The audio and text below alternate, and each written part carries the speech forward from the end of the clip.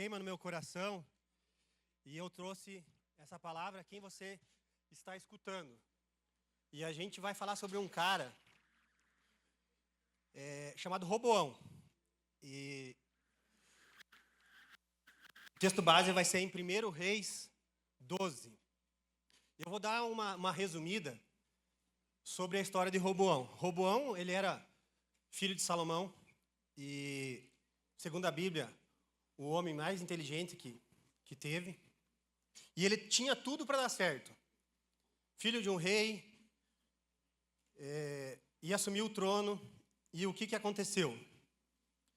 Nessa mesma época, existia um cara chamado Jeroboão. E esse Jeroboão, ele estava foragido, ele estava no Egito. E quando ele fica sabendo que Salomão morre e Roboão vai assumir o trono, ele volta para Israel. E o que ele faz? Ele vai até Roboão e pede para Roboão uma ajuda. Ele fala assim: o seu pai, ele teve uma mão pesada contra o nosso povo. E você consegue aliviar isso para a gente? E Roboão, a princípio, ele tem uma atitude sábia. Ele fala assim: volte daqui a 3 dias que eu vou te dar uma resposta. E durante esse tempo, Roboão, ele pede conselhos para os anciãos. E eu creio que esses anciãos, eles eram muito sábios, porque eles auxiliavam Salomão. E os sábios, eles falaram o que para ele? Seja leve com eles, ajude o povo, e o povo vai te servir a vida inteira. Só que, na verdade, Roboão ele não queria ouvir isso, porque não era isso que estava no coração dele. E o que ele fez, então? Ele vai e ele pede um conselho para os amigos dele. E não que os amigos deles tivessem uma má intenção, mas eram amigos da juventude deles. Ele tinha pessoas mais capacitadas, pessoas que sabiam da palavra de Deus, pessoas que sabiam e aconselhavam o pai dele, mas ele preferiu ouvir os parças, ouvir os amigos, ouvir os colegas, que, não por maldade, mas que eles não tinham experiência. E eles falaram aquilo que ele queria ouvir. Eles falam aquilo que ele já tinha no coração dele. E por que ele ouviu? Porque era mais fácil aquilo. Aquilo amaciou o ego dele. Aquilo encheu o orgulho dele. E ele fala assim: não, eu não vou aliviar. Porque se meu pai era ruim, se meu pai pesava a mão contra vocês, eu vou pesar mais ainda. Porque eu sou mais brabo que meu pai. O meu pai não era nada, era fichinha. E Jeroboão sai com o povo de Israel e retorna às suas casas. E acontece uma revolta. E nessa revolta, o reino é dividido. O povo de Israel fala para Jeroboão, fala assim: nós queremos que você reine. E Roboão conseguiu fugir, voltando para Jerusalém. E só o povo, a tribo de Judá e de Benjamim, ficou ao lado de Roboão. Então, assim, o que eu aprendi com isso? Que não ouvir a Deus, não ouvir a palavra de Deus, dividiu naquela época o reino. E a gente sabe que uma casa dividida, ela não subsiste. Mas, trazendo para a gente, quando a gente não ouve a palavra de Deus, quando a gente não procura meditar na palavra, quando a gente não ouve os líderes, quando a gente não ouve quem tem mais experiência, quando a gente não ora para tomar uma decisão, a gente é dividido. A nossa mente é dividida, o nosso coração é dividido, as nossas amizades são divididas. A gente acaba dividindo tudo aquilo que Deus tem para a gente. Por quê? Porque a gente não escuta Deus. E a gente vai perceber, eu não vou ler porque senão não vai dar tempo, mas acontece o quê? Isso foi o começo. Roboão continuou reinando sobre Judá e a tribo de Benjamim, e Jeroboão sobre o resto de Israel. E o que acontece? Roboão, ele foi conservado por amor que Deus tinha por Davi.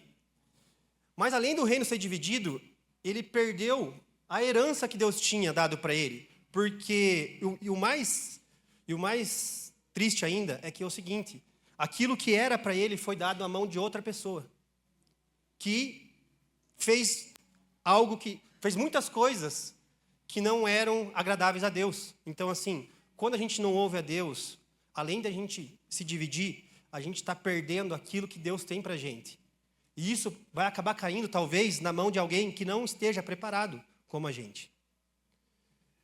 E mais para frente a gente vai ver que Roboão, ele acaba, no começo, fazendo o que era agradável a Deus, mas ele se perde no meio do caminho. Ele vai se perdendo. Porque, primeiro, ele ouviu os amigos. Provavelmente, depois, ele foi dando espaço para outras coisas. E bem provável que é isso que acontece com a gente hoje em dia. A gente vai tomar uma decisão mais séria, a gente não ora, a gente não busca a palavra, a gente não medita, a gente não fala para o pai, para a mãe, a gente não fala para o líder. E a gente acaba dando espaço para o barulho do mundo. E a gente vai se perdendo. E vai chegar uma hora que a gente não vai ouvir a Deus de forma nenhuma. Porque o barulho do mundo está no nosso ouvido, muito alto, muito alto. E a gente não vai conseguir voltar. Eu sei que tem muita gente, por exemplo, aqui que treina, né? Que é atleta, não tem? Tem uma galera que é atleta? Tem uma galera que é atleta, né? Então, assim, quem aqui que confiaria em treinar com alguém que não tem nenhum conhecimento do esporte que você pratica? Eu acho que ninguém, né? Alguém confiaria? A gente sempre procura alguém capacitado, alguém que tenha feito uma faculdade, alguém que tenha praticado esporte, alguém que tenha excelência naquilo. E por que quando a gente vai tomar uma decisão tão importante na nossa vida, a gente acaba se aconselhando com quem não tem sabedoria, com um amigo que não tem maldade, mas não tem experiência, com um influencer na internet? Por que a gente acaba entregando muitas coisas nossas ao mundo? Por que a gente, ao invés de ouvir a Deus, de orar, a gente fica mexendo no celular, fica escutando música que não deve, fica inventando desculpa para fazer e para ouvir aquilo que a gente não deve ouvir? E eu venho perguntar para vocês agora, quem que vocês têm escutado mais? Quem vocês têm ouvido mais? A palavra de Deus, ao Espírito Santo, ao seu amigo de trincheira, como a gente já falou aqui, ou ao mundo? E por que a gente tem ouvido isso? Sem filtro, galera. Tipo, por que a gente tem ouvido isso? Porque é mais fácil? Porque é o que a gente quer ouvir? Porque a gente quer fazer parte de algo? Ou porque a gente simplesmente está com preguiça de fazer o que é certo? E nessa palavra, eu peguei 4 pontos. Você pode passar para mim, Salles? Não ouvir a palavra de Deus e quem não tem maturidade, e ouvir quem não tem maturidade espiritual, divide sua vida. Roboão ouve os jovens e o reino se divide. Quem só pensa em conforto não amadurece. Hebreus 5,14. O alimento sólido é para os adultos, os quais, pelo exercício constante, lembre dessa palavra, galera, constante, tornaram-se aptos para discernir tanto o bem quanto o mal. Eu estava conversando com o Renato ali no canto, e eu conversando com ele, falando sobre esse exercício constante. Para a gente discernir o bem e o mal, a gente tem que ser constante. Não adianta vir só aqui. É ótimo vir na igreja, na sexta-feira, no domingo. Mas tem que ser constante. Quem aqui que está estudando para passar no vestibular? Não tem a galera que passa em concurso?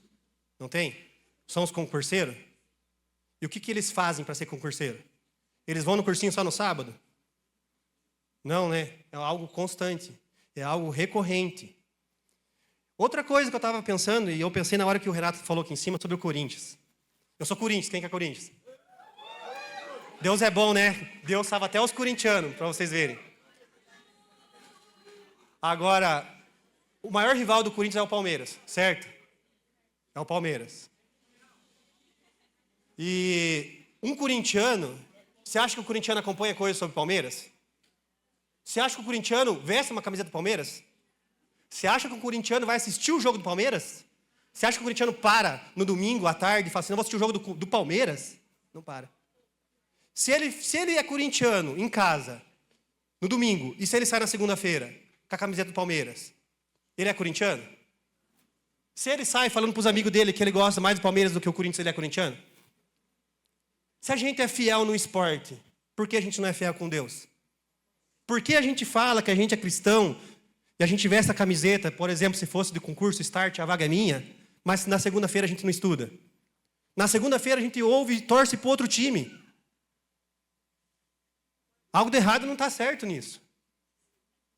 Vocês estão me entendendo? Vocês estão me entendendo? Então, é isso que Deus quer. Vou acelerar. Então, Deus ainda fala, e a Bíblia é a voz dele. Toda a Escritura é inspirada por Deus e útil para o ensino. E em 1 Reis, no 13 agora, não vou ler, não ouvir a palavra de Deus traz morte. Um homem de Deus, ele vai até Jeroboão, ele conversa com Jeroboão, ele vai falar assim, ó, Deus vai fazer isso, assado. E o sinal vai ser que o altar que você sacrifica vai rachar e tal, e Jeroboão segura a mão lá em cima e paralisa a mão. E ele quer matar o homem de Deus, e o homem de Deus ora, a mão dele se restaura, ele fala, fica aqui comigo, dorme comigo, come aqui e tal. E ele fala, não vou, porque Deus falou assim que não era para eu comer nem beber nada, e era para eu seguir para outro caminho, ir embora e não olhar para trás.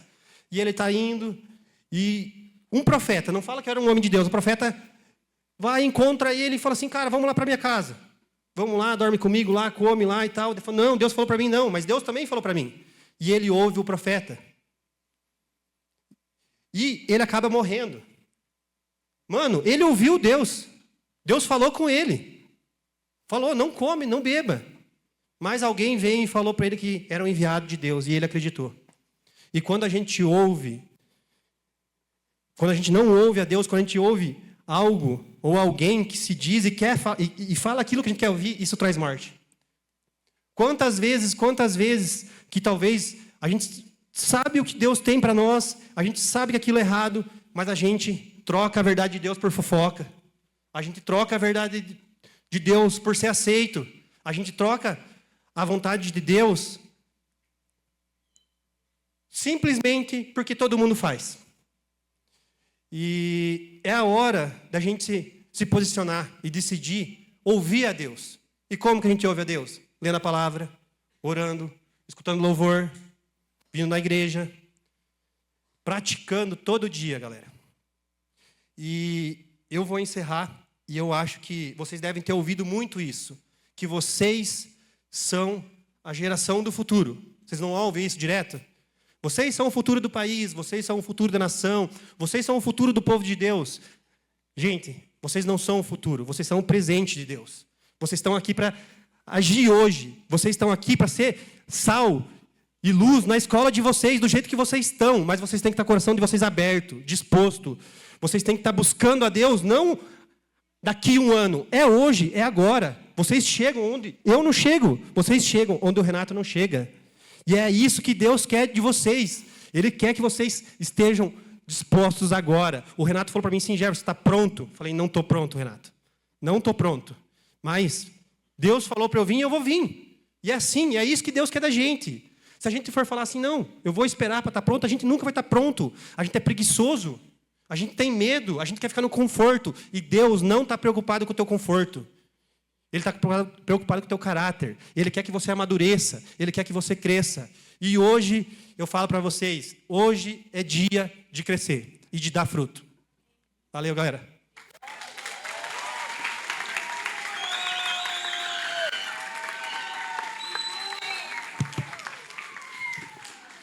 Amém. Deus abençoe.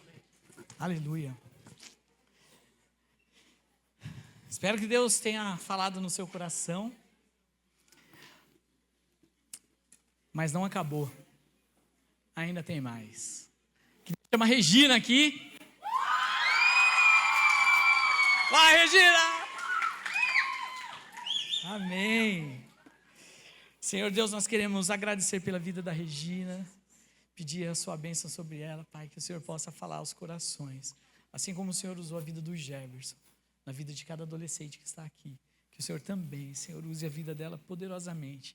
Tudo aquilo que ela está cheia agora, que possa transbordar nos nossos corações. Que a sua palavra não volte vazia, em nome de Jesus. Amém. Amém. Boa noite, galera. Uhul. Então a gente vai continuar né, falar um pouquinho mais, depois dessa palavra maravilhosa que o Jefferson trouxe. E nós vamos lá em Salmos, no 103, do 1 até o 5, tá? Deus é tudo que nós precisamos. Tenham isso em mente. Em todos os momentos da vida de vocês, Deus é a única coisa que vocês precisam de Deus. E se vocês seguirem o que está aqui, nesse livro, isso aqui é o que eu sempre falo, é o diário, né? É o manual de vida do cristão, nosso. E lá em Salmos, no 103, do 1 até o 5, ele começa falando, o salmista começa falando sobre o louvor ao Senhor. Louve ao Senhor, bendiga ao Senhor. Cada Bíblia, aí, conforme a tradução, vai falar de uma maneira. Então, ele começa lá. Todo o meu ser, louve ao Senhor. Eu louvarei o seu santo nome de todo o meu coração. Todo o meu ser, louve ao Senhor. E eu jamais me esqueça das suas bênçãos. Quantas vezes nós reclamamos e não agradecemos por tudo que Deus tem feito nas nossas vidas? O simples fato de nós levantarmos de manhã e respirar, o ar que a gente respira se a gente não conseguir respirar, a gente não vai mais estar aqui. Eu tive um exemplo que o ano passado a minha mãe faleceu porque ela teve uma fibrose nos pulmões e ela não conseguia respirar, ela dependia de oxigênio. E quantas vezes a gente não agradece pelo simples fato de respirar? Então, a gente precisa, todos os dias, diariamente, adorar o Senhor, louvar o Senhor em todo tempo. Em todo tempo, quer ser lá na escola, quer estar em casa, em todo tempo, agradeça ao Senhor e louve ao Senhor. E nesses salmos, o que ele fala? Que Deus, Ele perdoa. Ele é um Deus perdoador. Ele nos perdoa dos nossos pecados, das nossas culpas, dos nossos erros. E quantas vezes o diabo ele vai acusar você? Ele vai dizer, você fez isso, você fez aquilo. Mas que quando você vier com esses pensamentos, você tenha autoridade para declarar que no nome de Jesus você é livre e você é redimido. Tá? Então, tenham em mente esses versículos. Você pode ir lá, que é o Salmos, o 103, o versículo 3. Ele perdoa todos os meus pecados.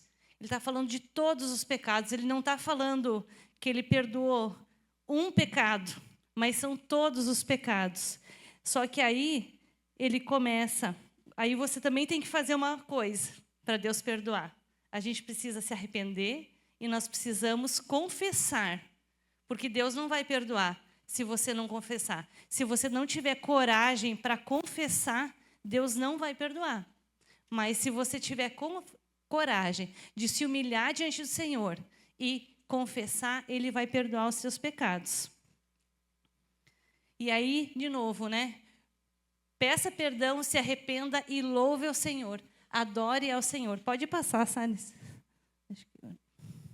Então, aqui, Deus ele vai perdoar, Ele vai apagar todos os nossos erros e Ele nos dá um novo começo. Lá em Miqueias, fala que Deus lança os nossos erros, nossos pecados no mar do esquecimento e deles não se lembra mais.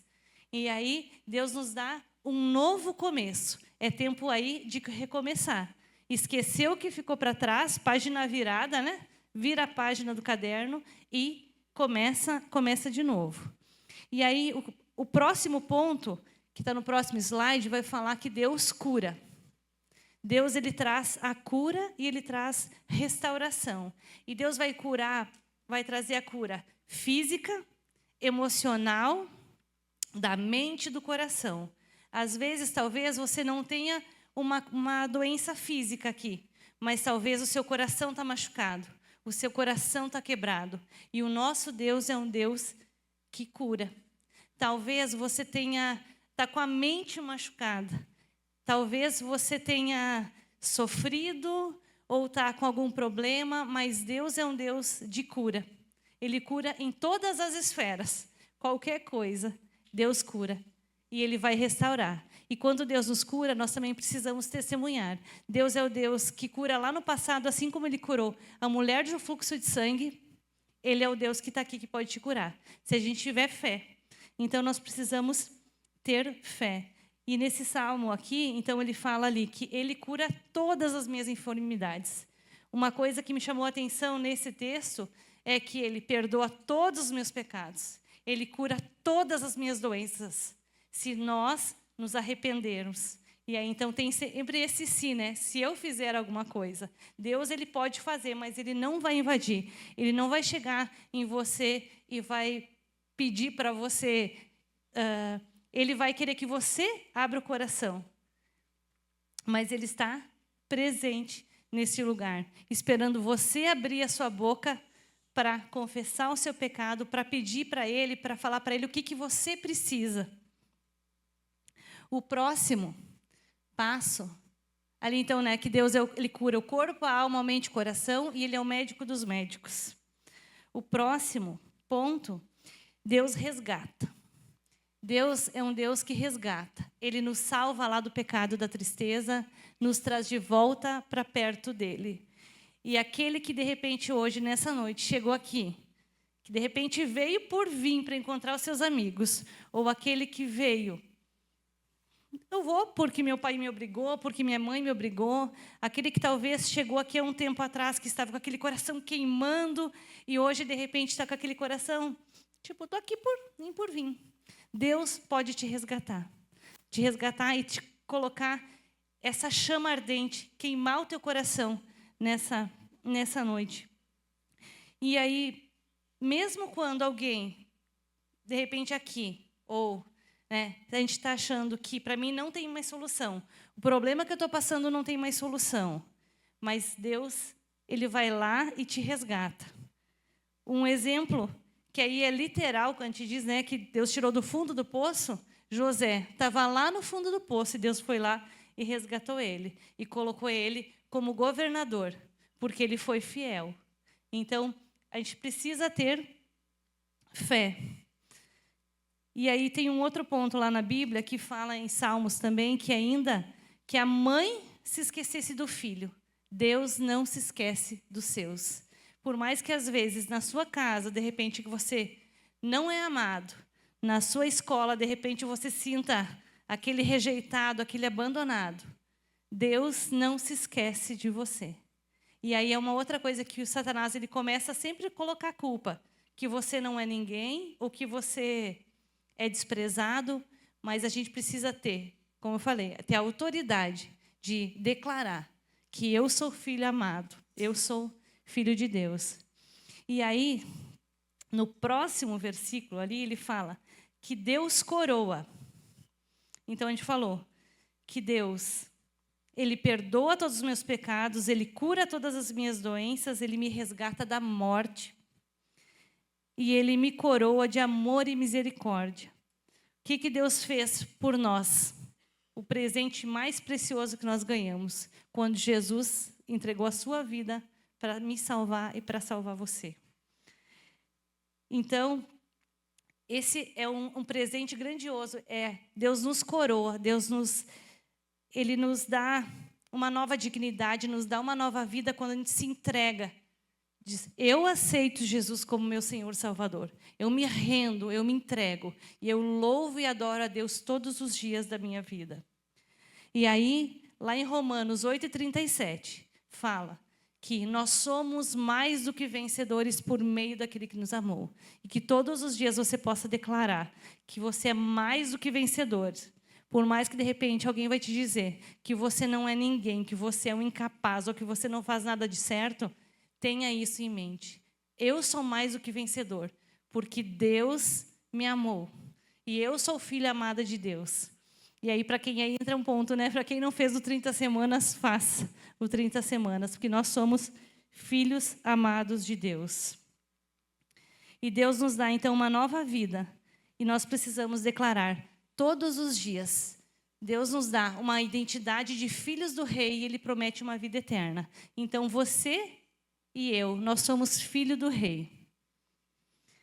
E o último ponto que fala que Ele enche a minha vida de coisas boas e a minha juventude é renovada como a água. Deus nos satisfaz. Por isso que, né, o título lá é que Deus é a única coisa que nos preenche, que nos satisfaz. E aí aqui o exemplo de um copo, né?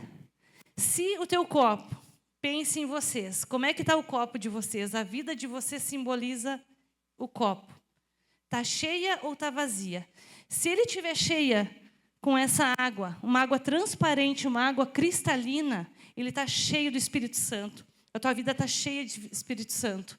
Se esse copo estiver vazio, se alguém quiser colocar uma água suja lá, ela vai aceitar. Mas se ela estiver cheia, você consegue beber dessa água que Jesus promete para nós, uma água verdadeira. E Ele enche, então, né, as nossas vidas, preenche o vazio do nosso coração. E aí, às vezes, a gente está lá reclamando, dizendo que, que a vida não está boa, mas o que eu estou fazendo? Eu estou orando, eu estou buscando a Deus. Porque se você buscar e orar a Deus, Ele vai encher a tua vida. E nada mais, não vai mais precisar de mais nada. E às vezes a gente canta, né, aquela música, né, que Deus satisfaz a nossa vida, que nada mais importa. E realmente a gente canta, a gente está vivendo isso. E Deus nos dá a alegria verdadeira. Essa é a alegria verdadeira. Então, que a gente possa, todos os dias, falar que Ele nos perdoa, Ele nos cura, Ele nos resgata, Ele coroa, Ele nos dá uma coroa e Ele nos satisfaz. Ele enche nas nossas vidas de coisas boas. E aí eu quero fazer um desafio para vocês, que nos próximos dias vocês definam lá 5, 10 itens para agradecer todos os dias, para ser gratos, para ver, realmente Deus me satisfaz? O que me satisfaz? É estar assistindo um dorama? É estar assistindo Netflix? É estar jogando bola com os amigos? O que me satisfaz? Deus me satisfaz. Mas aí eu preciso dar um passo e me render aos pés do Senhor. Louvar ao Senhor. Então, em todo tempo, louve e adore ao Senhor.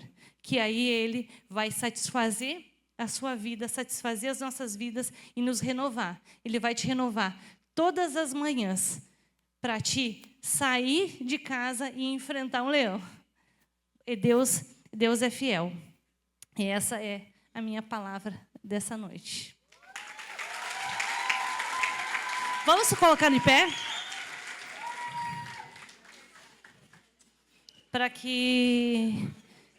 Vamos fazer uma oração para que Deus realmente encha as nossas vidas.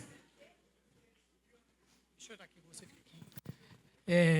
Quero agradecer o Jefferson e a Regina, mas eu também quero convidar você para fechar seus olhos. Nós vamos para o GA agora, daqui a pouco. Feche seus olhos aí.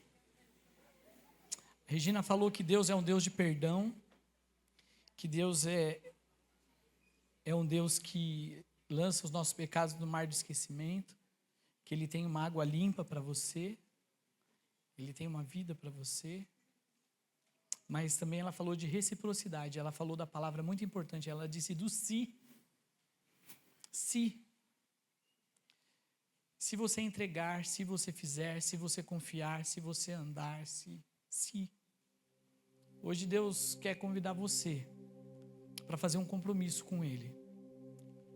E eu quero pedir para você não cutucar o amigo do seu lado. E ela disse, se você aceitar Jesus no seu coração e reconhecer Ele como seu Senhor, e junto com ela aqui, com o Jefferson que está ali, nós também queremos te fazer esse convite. Se você quer entregar sua vida para Jesus, olha a palavra se. Sabe por quê? Porque Deus te fez livre. Você não é um robô. Você não é um robô. Você é livre. Mas Deus tem uma vida abundante para você, de perdão, de restauração, de salvação. O seu pecado não pode ser apagado só porque você é um cara legal e veste uma roupa descolada. mas Ele levou sobre si, a Bíblia fala que Ele levou sobre aquela cruz as nossas dores, Ele era o castigo que nos traz a paz, todo o nosso pecado estava sobre Ele. E pelas suas pisaduras, pelos seus passos, você foi curado. E você pode ter um encontro com Deus, um encontro com Jesus. Se você quer receber Jesus como seu Senhor e como seu Salvador, feche seus olhos todo mundo, eu não quero que ninguém fique constrangido ou com vergonha, ou se sinta... Pode pausar aí para mim, amiga, por favor. Pode pausar aí para mim, acho que é o meu. Pausou? Obrigado. Eu não quero constranger ninguém, mas fecha seus olhos. Na boa, olha para dentro do seu coração. Cadê o Jefferson? Cadê meu amigo?